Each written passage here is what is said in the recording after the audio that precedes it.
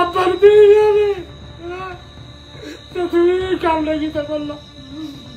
সামাজিক যোগাযোগ মাধ্যমে আবারও আলোচনার কেন্দ্রবিন্দু কন্টেন্ট ক্রিয়েটর রিপন মিয়া। একদিকে তার বিরুদ্ধে টেলিভিশনে প্রচারিত অভিযোগ, অন্যদিকে মাকে জড়িয়ে কান্নার ভিডিও। দুই বিপরীত দৃশ্য একসঙ্গে নাড়িয়ে দিয়েছে নেট দুনিয়া।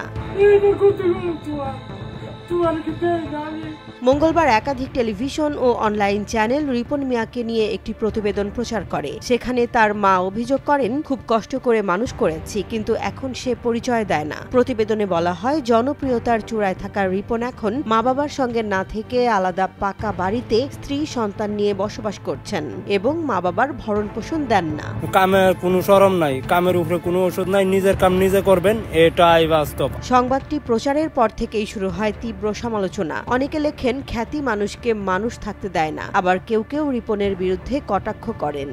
তুমি ফুল, আমি কলি, ইনবক্সে আসো, কথা বলি। কিন্তু রাত পেরোলেই পাল্টে যায় পরিস্থিতি। নতুন এক ভিডিও ছড়িয়ে পড়ে সামাজিক যোগাযোগ মাধ্যমে, যেখানে দেখা যায় রিপন মিয়া মাকে জড়িয়ে কাঁদছেন।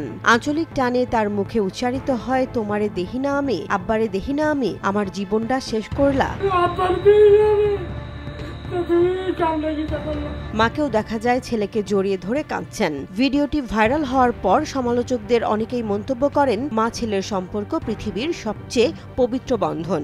একটা পান বানাইব এর জন্য। যোগাযোগ করা হলে রিপন মিয়া বলেন, এই ঘটনা নিয়ে এখন কথা বলার মানসিক অবস্থায় আমি নেই। তবে আমি আমার পরিবারকে সবসময়ই দেখেছি, ভবিষ্যতেও দেখব। আমার সরল বাবা মাকে নিয়ে যারা ব্যবসা করেছে তাদের বিচার একদিন হবে। আপনারা যারা ছাত্র আছেন, পড়ালেখার পাশাপাশি যে কোনো কাজ করতে পারেন, কোনো কাজে ছোট না। এর আগে সোমবার তিনি অভিযোগ করেন, কয়েকজন সাংবাদিক তার অনুমতি ছাড়াই বাড়িতে প্রবেশ করেন এবং নারী সদস্যদের উপস্থিতিতে ভিডিও ধারণ করে তাকে হেনস্থা করেছে।